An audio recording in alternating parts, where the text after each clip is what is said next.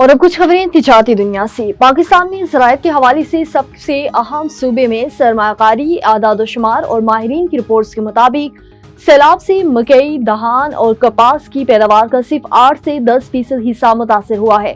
سیلابی پانی اترنے کے بعد صوبائی حکومت فصلوں کے نقصان کا جامع سروے کر رہی ہے۔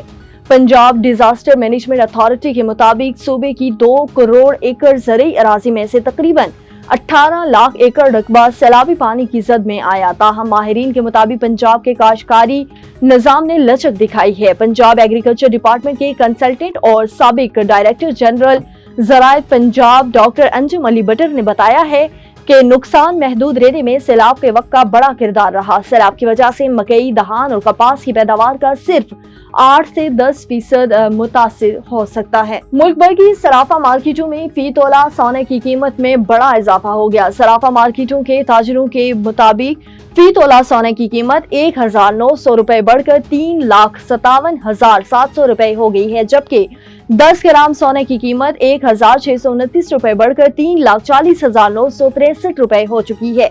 دوسری جانب عالمی بازار میں سونے کا بھاؤ $19 کے اضافے کے بعد $3,759 فی اونس ہو گیا ہے۔ واضح رہے کہ گزشتہ روز قیمتوں میں کمی کے باعث مقامی صرافہ بازاروں میں فی تولہ سونے کی قیمت 3,95,800 روپے اور 10 گرام سونے کی قیمت 3,39,334 روپے کی سطح پر آ گئی تھی۔ اور برانچ لیس بینکنگ اکاؤنٹس کے بارے میں اسٹیٹ بینک کی وضاحت سامنے آ گئی ہے۔ ترجمان اسٹیٹ بینک آف پاکستان نے کہا ہے کہ تمام digital funds transformer real time کی بنیاد پر بروقت ہوتے ہیں اور رقوم وصول کنندگان کے اکاؤنٹس میں تقریباً فوراً منتقل ہو جاتی ہیں۔ ترجمان کا کہنا تھا کہ کولنگ پیریڈ صرف برانچ لیس بینکنگ وائٹس اور اکاؤنٹس پر لاگو ہے۔ برانچ لیس بینکنگ اکاؤنٹس میں آنے والی رقوم پر 2 گھنٹے کا کولنگ پیریڈ کا اطلاق ہوتا ہے۔ یہ شرط اپریل 2023 سے نافذ ہے۔